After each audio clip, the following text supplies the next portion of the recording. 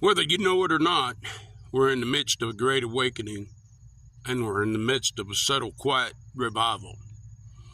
About 5 or 6 years ago, the Lord told me in prayer, as Samson lit the foxtails on fire 2 by 2 and turned them loose in the enemy's field, and as the enemy stood on the wall and watched his fields burn down, he couldn't make rhyme or reason of the big fire because the little fire was running to and fro. There was a little fire running around everywhere. They couldn't see where the fire was coming from or where it was going or where it originated, and they couldn't stop the big fire because the little fires were spreading everywhere. So it will be in this last revival, the Lord said. He said, I'll come to them regionally. I'll meet them in their homes. I'll meet them in their cars on the way to work. I'll meet them in the shower. He said, I'm going to come to them personally, one-on-one. There's not going to be any Billy Graham. There's not going to be some worldwide leader, some big ministry that can be torn down and cut down. He said it'll be a personal revival. It won't be televised. It won't be national. It won't be in the church so the church can claim it or ruin it. It'll be of God. And it's happening. It's happening all around us. Why don't you seek his face while he may be found? Why don't you say yes to the Holy Spirit? Get down on your knees and open up that good book. Why don't you pray until your tears are running down your face? Why don't you ask God to forgive you for your wicked life? You say, preacher, I'm a good person. I do this and I do that and I do this and I do that, and I ain't like those over there.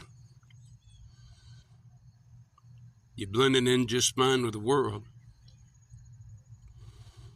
And if the world loves you so much, it might be worldly. Now there's a time for everybody to come home. Nebuchadnezzar, the greatest king in the Old Testament, stood on the wall and said, look at all I built. The Great Wall of Babylon. They said you could ride 4 chariots around it. It took a whole day, 24 hours to ride. 4 chariots on that wall. God told him the year before to humble down. The Spirit fell on him, and before it was over with, he lived 7 years up in the mountains. His hair turned like feathers and his nails like claws of an eagle, and he was a monster roaming the mountains eating grass. He lost his mind. One day he came to himself and he said, what have I done? The God of Abraham, Isaac, and Jacob is the true God. His kingdom was restored to him. He came home after 7 years. The last part of his kingship was greater than all the years before combined. I don't know where you're at today, but there's a quiet revival happening all around you. The Lord's waiting for you to get down on your knees. Cry out to him. Father, forgive me, a sinner.